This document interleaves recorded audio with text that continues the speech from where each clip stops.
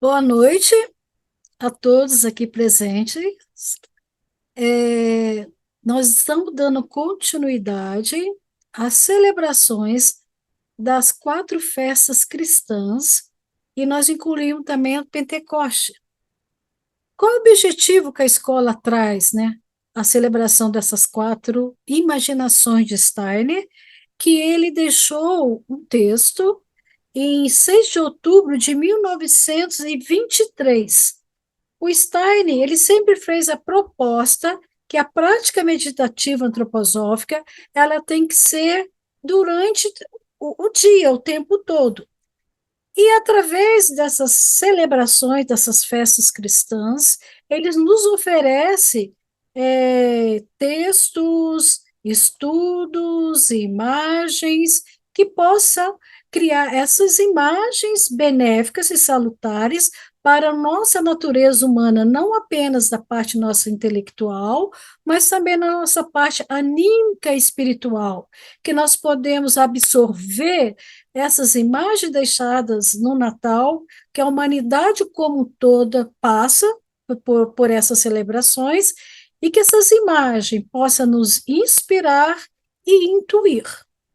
Então, a Escola Livre Antroposofia, Formação e Estudos Biográficos em Juiz de Fora, Minas Gerais, desde a pandemia, nós vemos oferecendo essas atividades online, criando oportunidade para que pessoas que tenham um distanciamento físico maior do nosso local de estudo e pesquisa, que é Juiz de Fora, possa estar acessando e nos acompanhando nesse estudo e pesquisas da metodologia biográfica.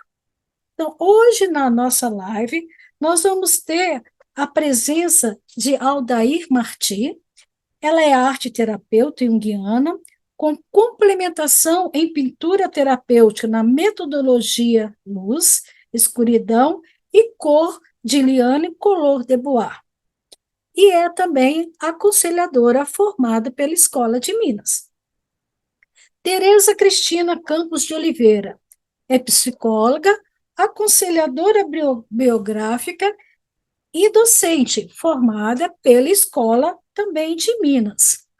Então, agora eu vou passar a fala para a Tereza Cristina, que ela vai trazer para a gente todas essas imagens, né, dessa época da imaginação de Natal, e depois a Aldair vai nos presentear, contribuir com uma atividade artística. Deixaremos 10 a 15 minutos no final para algumas perguntas e colocações. Tereza, por favor. Olá, boa noite, sejam todos bem-vindos. É um prazer recebê-los aqui na escola, que aqui é a casa da escola também virtual. E hoje nós vamos falar um pouco sobre a imaginação de Natal. Deixa eu ver meu tempo aqui, na hora que eu estou começando.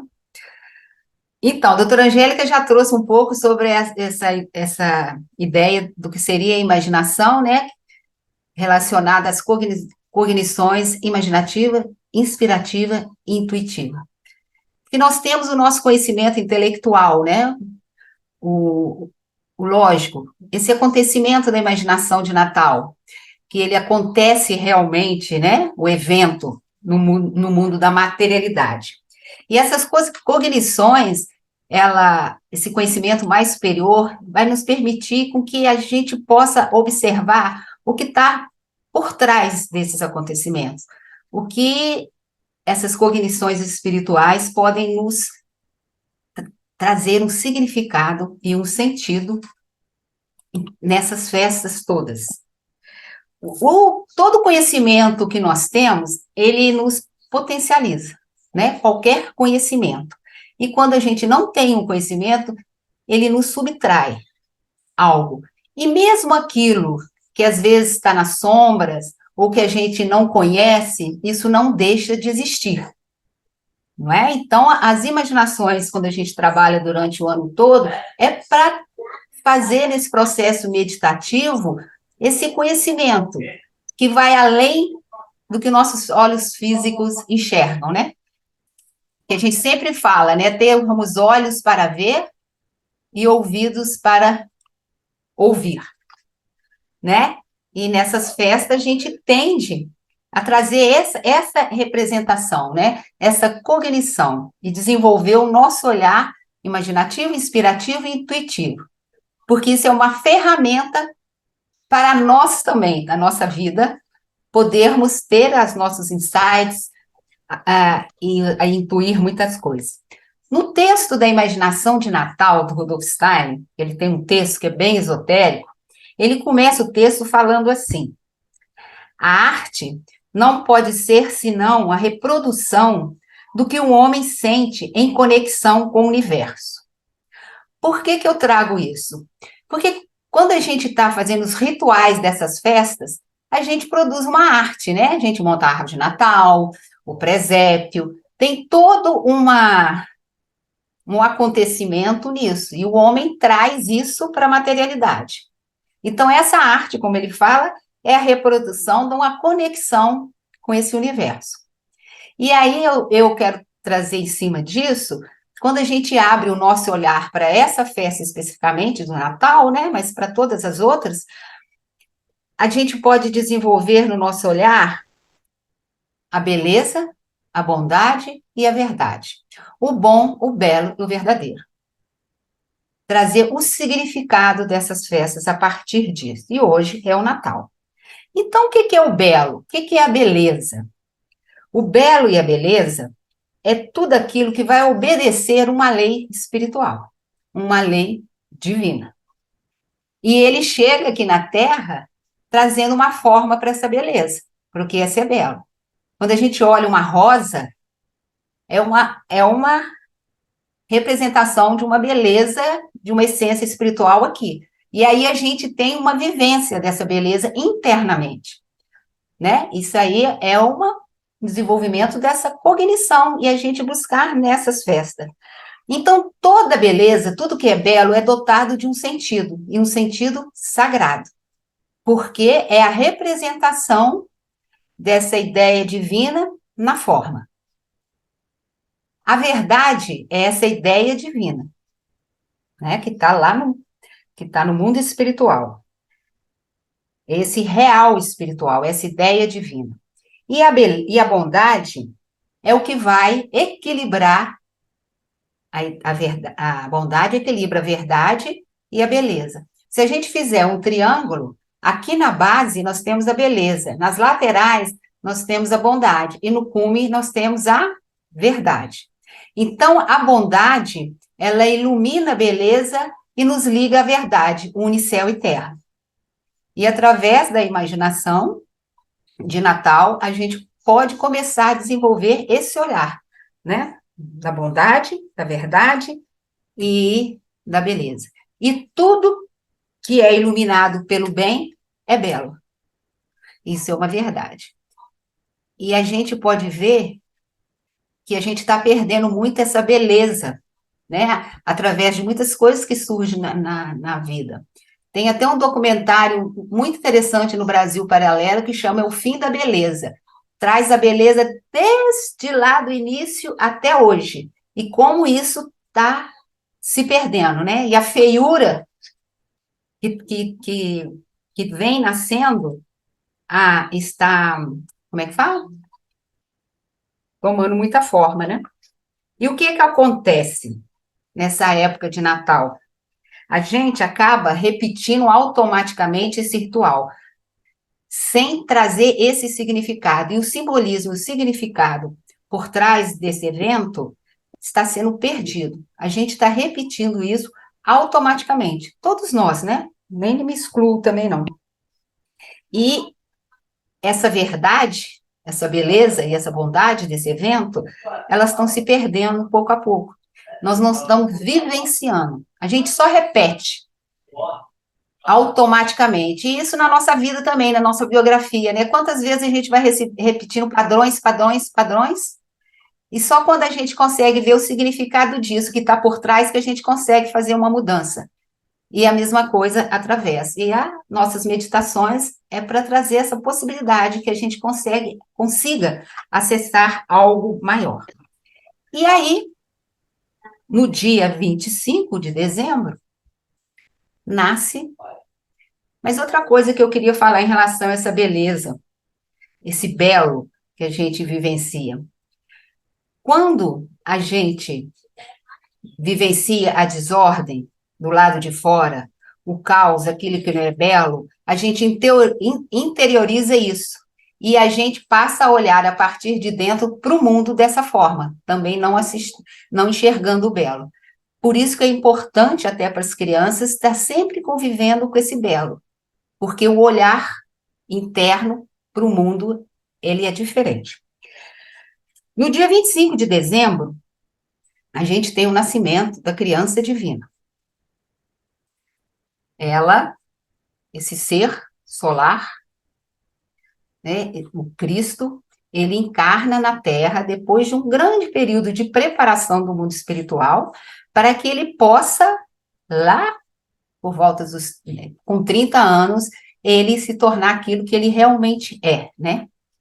E aí ele nasce, né, no dia 25 da Terra. Ele encarna em Jesus, chegando para nós. E toda criança que nasce, nossos filhos, os que vêm nascer, é um ser divino, certo? É um ser divino, único, imortal e perfeito. E essa imagem dessa criança divina nascendo, ou qualquer outra criança, ela traz essa imagem da esperança.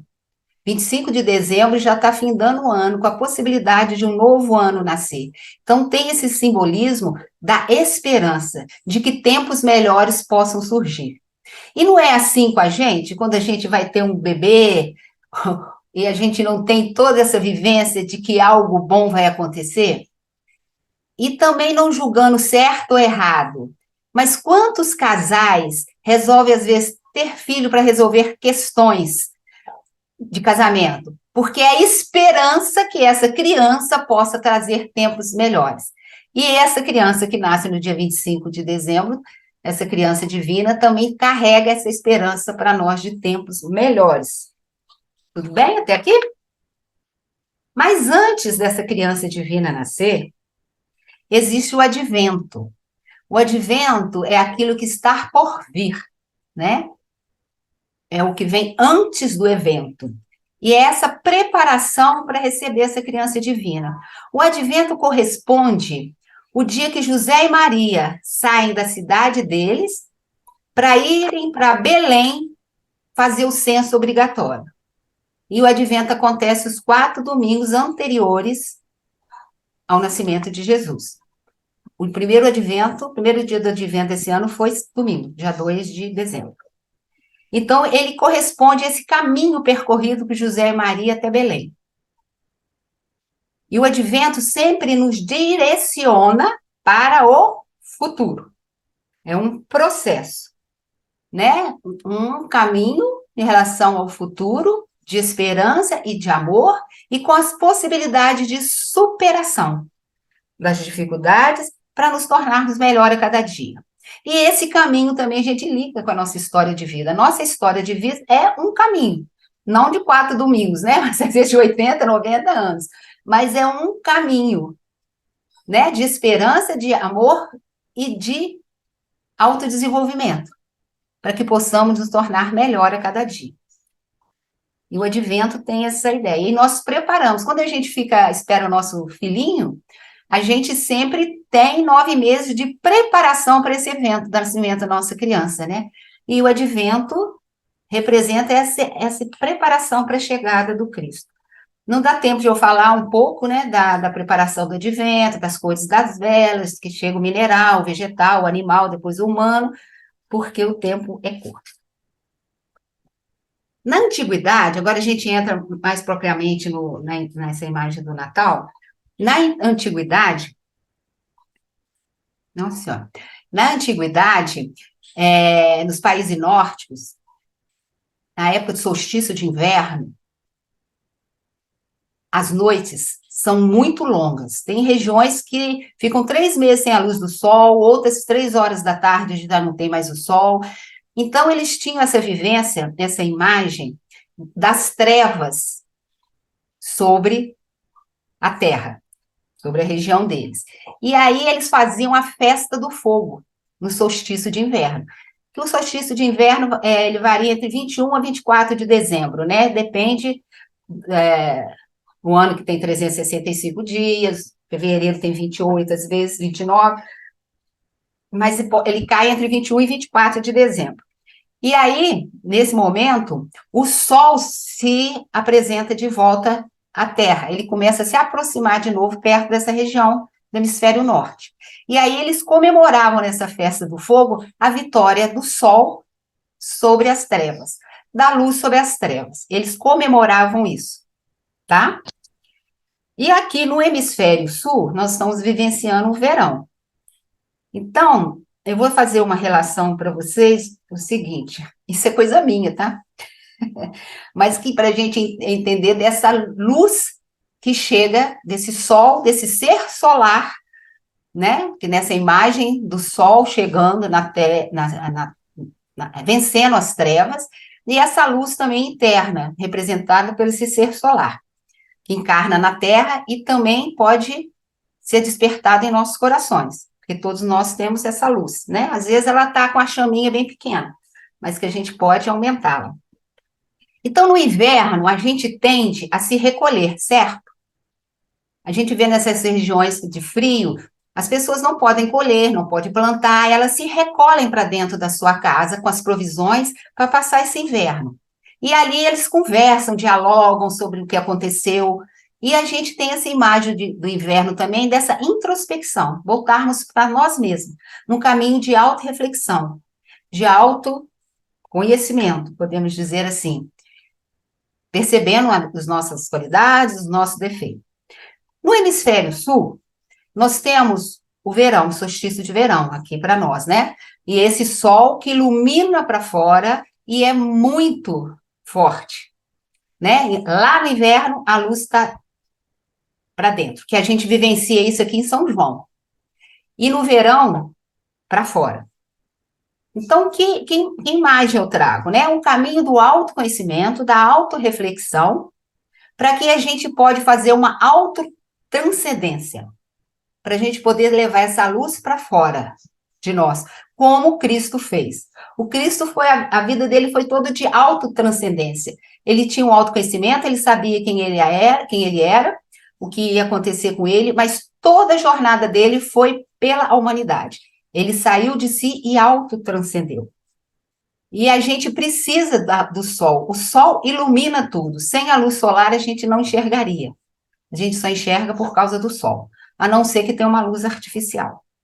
Então, trazendo essa ideia, né, do inverno, essa introspecção, essa autorreflexão, e o verão, esse caminho de autotranscendência, eu ir para fora, para o outro, ou para algum projeto, alguma coisa, porque eu preciso iluminar fora. Se eu ficar só para mim, eu estou no caminho do egoísmo. De nada me adianta. Não teria sentido nem significado a minha vida.